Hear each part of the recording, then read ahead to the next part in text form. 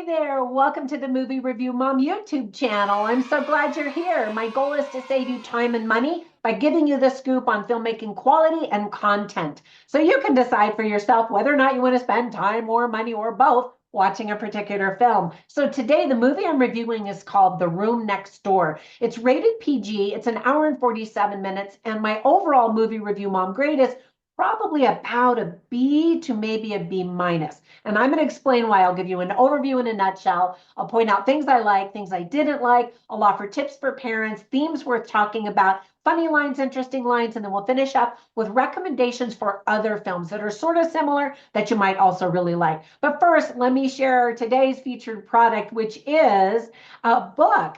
It's mentioned several times in this movie. It's a short story called The Dead by James Joyce in Dubliners.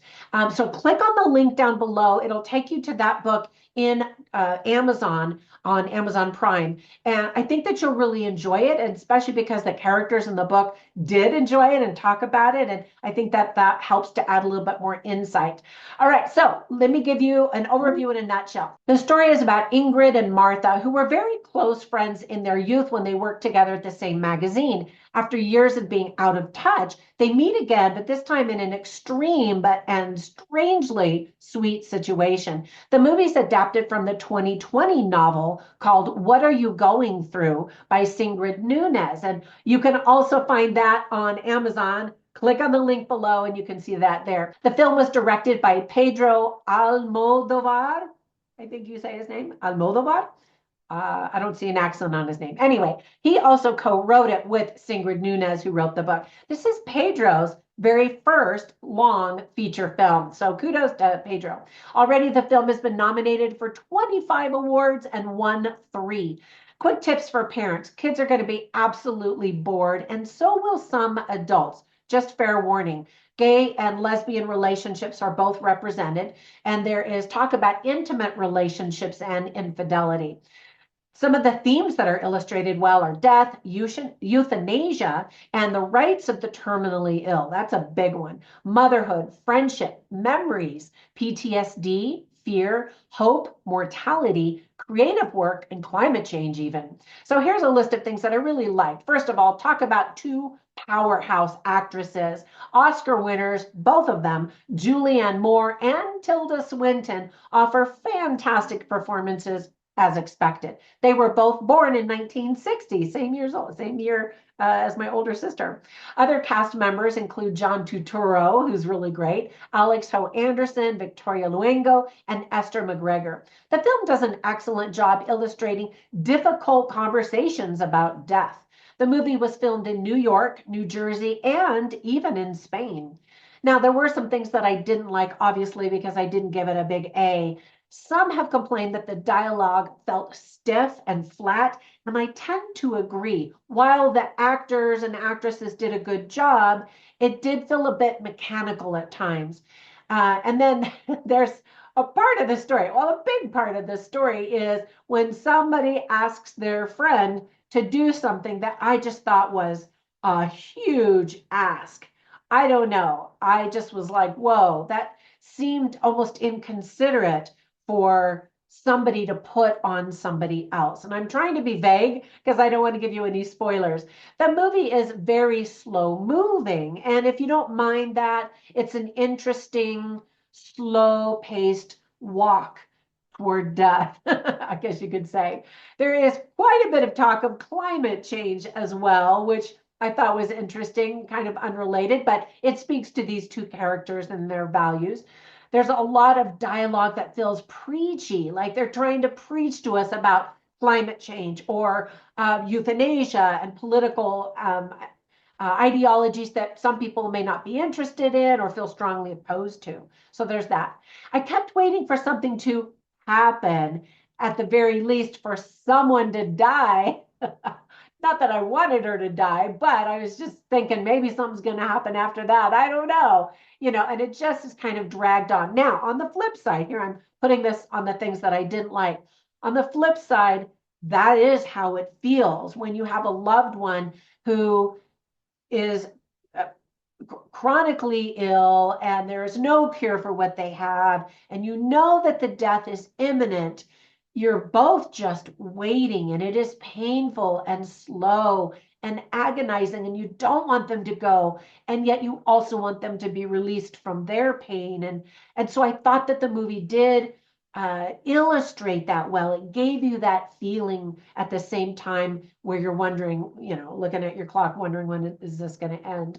Um, Considering that the movie circled around a character's impending death, I didn't feel a super strong emotional pull from the film, which was surprising to me, especially because I had three parents recently die in 3 months, and I felt all of that with them. But again, I think it had to do with the flat dialogue that didn't let me just burst into tears and cry. Now, some people might, for sure, but I think I felt maybe almost numb because of that. The treatment of the topic felt a little bit more clinical than emotional. And partly that is because that's how the story is written, where it's just a kind of matter of fact, the way that they're approaching death and that kind of thing. Anyway, so I have mixed feelings about that. When it comes to funny lines and interesting lines, I didn't write down any funny lines. The movie is definitely a drama, but I did write down quite a few interesting lines. You can see all of them on my written review at moviereviewmom.com, but I'll share some of them with you right now. So, for example, Julianne Moore plays Ingrid, and at one point she says, I don't think working in a hospital was the best thing for such a damaged person. It's the closest thing to war. And I thought, that's so true. Death absolutely feels like war. And the things that the emotional sentiments that you experience during an impending death feel like war. You're in the battle. So I thought that was a really interesting line. And then Martha, who's played by Tilda Swinton, says at some point, she wants to go. She's ready to go. And her friend's like, no, don't go. And so Martha, Tilda Swinton says, what's the point in waiting when I'm so ready to go? And she also vacillates in her desire to stay and, live the last few moments that she can and enjoy life versus just get the whole thing over with. And I just thought that was such an interesting volley of emotions. And then I love this line where Julianne Moore's character says, I'm not that strong. And Tilda Swinton's character says, you're stronger than you think you are, and you're like, um, and then let's see, I'm looking at some more of the lines that I have written down.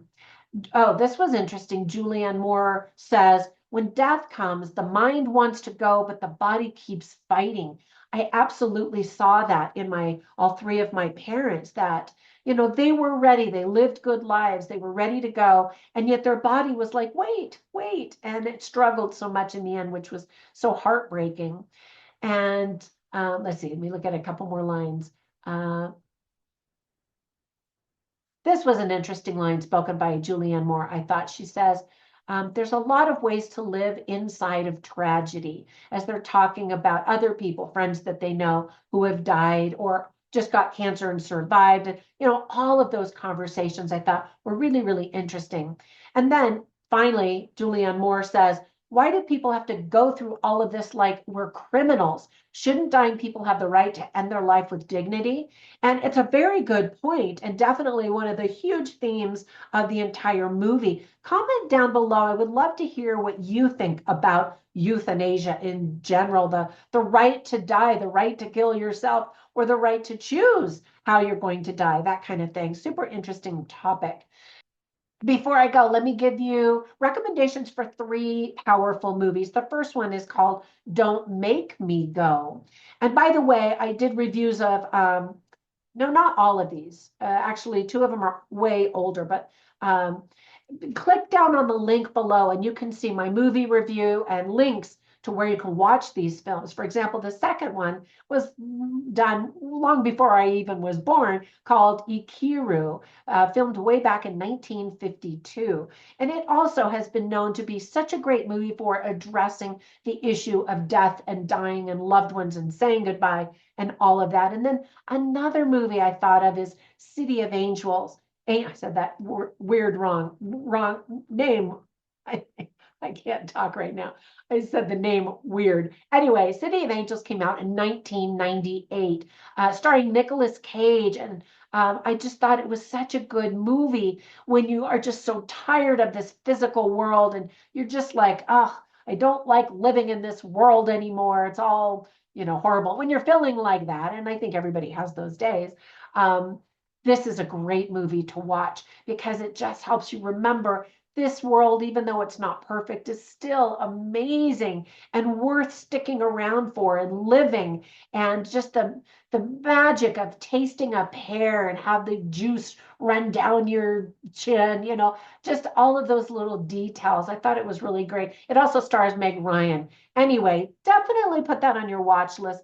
For me, I really, really enjoyed it, and I've watched it many times, and I love it each time. All right, enough of that. Okay, thank you for sticking around. Hopefully that if you watch this movie, you'll enjoy it. Let me know again, comment down below. Visit me. I'm on all of the social medias as Movie Review Mom, as well as Trina Boice, where you can learn about my books, especially when they go for free on Amazon, my online courses, my travels, my other shenanigans, and all of that. Have a fantastic day, and I'll catch you in the next one. Bye for now.